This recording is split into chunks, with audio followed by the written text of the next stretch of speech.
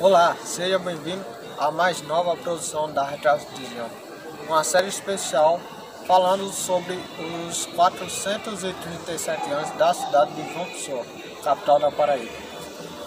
A série, denominada de João Pessoa, 437 anos do Rio ao Mar, faz referência ao crescimento da cidade que nasceu às margens do rio Sanhauá e cresceu em direção à orla marítima.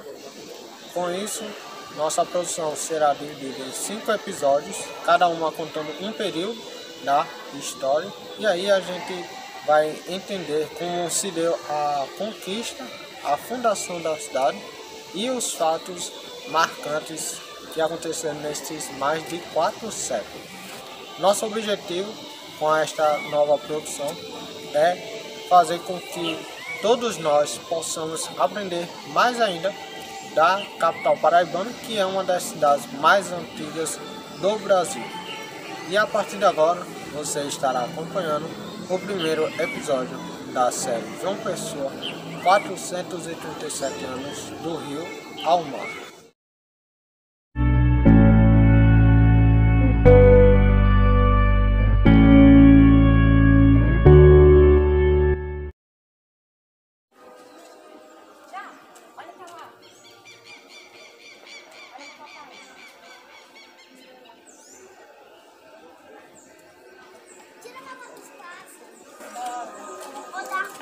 Linda paisagem, podendo ser contemplado daqui do terraço do Hotel Globo, no bairro do Varadouro, centro histórico de João Pessoa. Inclusive é uma das áreas que eu mais gosto de visitar aqui na cidade, pelo fato de aqui nas proximidades do rio ter sido o local onde houve o acordo de paz entre o índio Piragibe e o capitão português João Tavares, no dia 5 de agosto de 1586. E assim se dando o início da nova cidade, como também de uma nova capitania.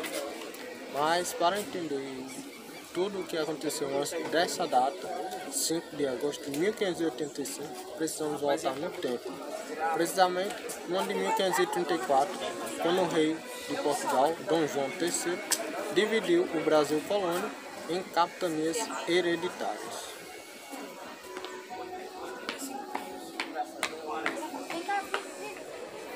Bom, em 1534, o Brasil colônia foi dividido em capitanias hereditárias.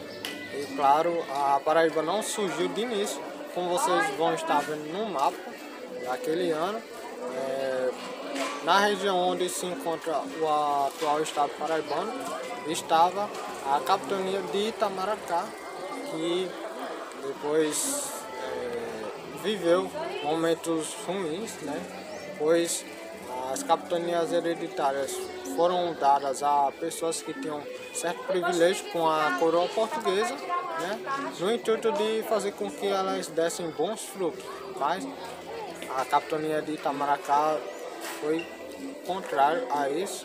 Na região aqui do litoral estavam os franceses e junto com os potiguaras, que tornaram-se aliados, estavam contrabandeando as madeiras que eles encontravam. E com isso, claro, o rei de Portugal e demais pessoas da coroa portuguesa não gostaram de receber essas notícias e, enfim, pensavam em alguma coisa, né, como uma forma de punição, expulsão dos franceses também. Mas outro fato marcante antes da criação da capitania da Paraíba foi o massacre de Tracunhaém.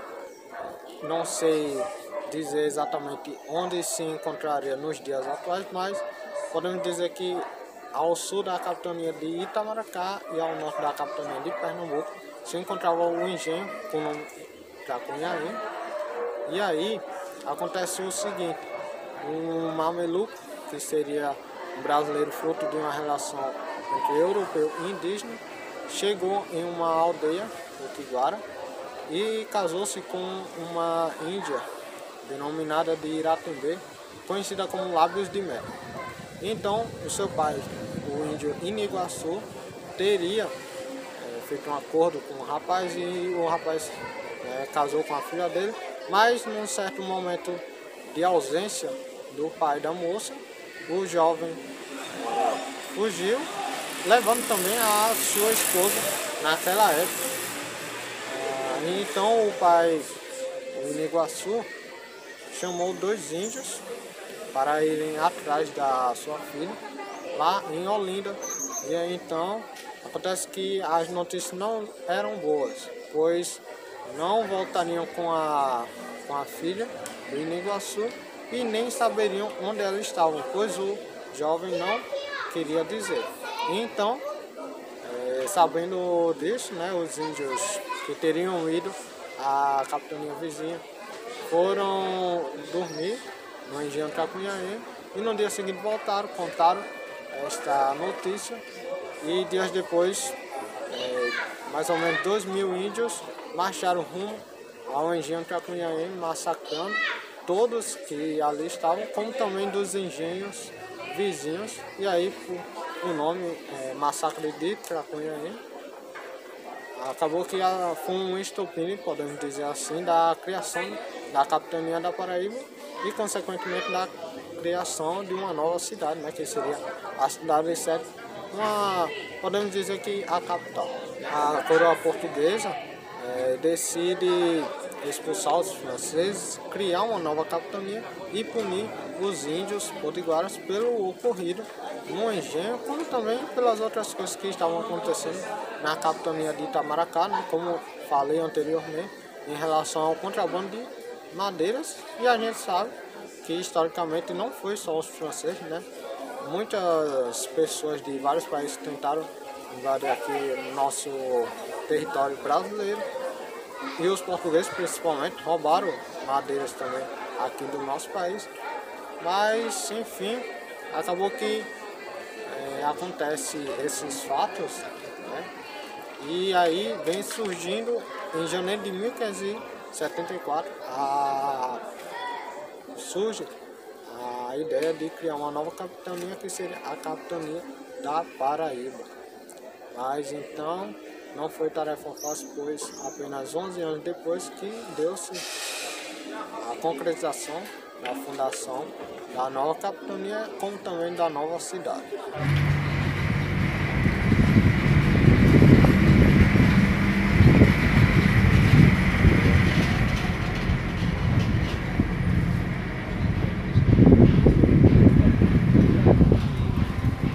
Então houve uma nova expedição no mês de agosto, né, de 1585, e sendo vitorioso, pois no dia 5 de agosto de 1585, nessa região aqui, numa colina próxima da margem do rio Sanhauá, acontece o acordo de paz entre o índio Piragibe, que era o líder dos Tabajaras, e o capitão João Tavares, né?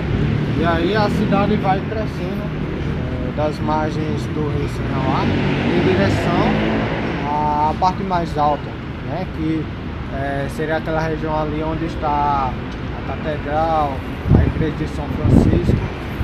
Então essa área aqui antigamente era só mato, né? A gente hoje em dia não tem como ter essa noção porque fica complicado.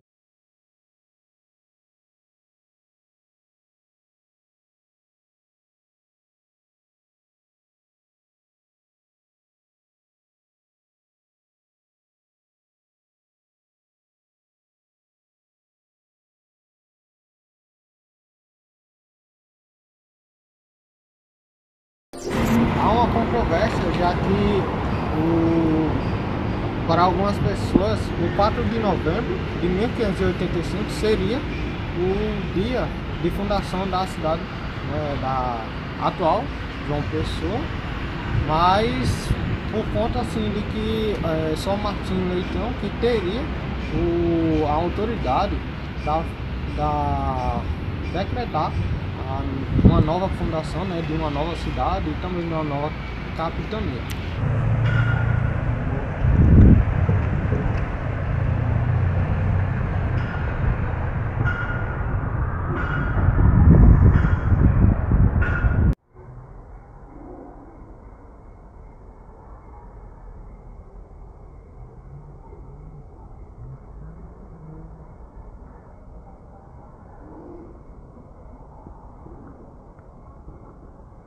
A cidade, que recebeu o nome de Nossa Senhora das Neves por conta do 5 de agosto ser o dia da Santa. Inclusive é a padroeira da cidade de João Pessoa. A atual Catedral Metropolitana de João Pessoa, que fica localizada na Avenida General Osório, já sofreu diversas reformas e ampliações, estando no formato atual, mas no seu início foi construída de taipa, uma edificação bem primitiva, mas que significava muito para a nova cidade. Para ficar próximo da Ilha do Bispo, onde se localizava a aldeia do índio Piragibe, foi construída a residência dos Inacianos, pessoas que faziam parte da Companhia de Jesus, fundada por Inácio Loyola. O antigo complexo dos jesuítas, hoje em dia, abriga a atual Faculdade de Direito da Paraíba, o Palácio da Redenção e o mausoléu do ex-presidente João Pessoa.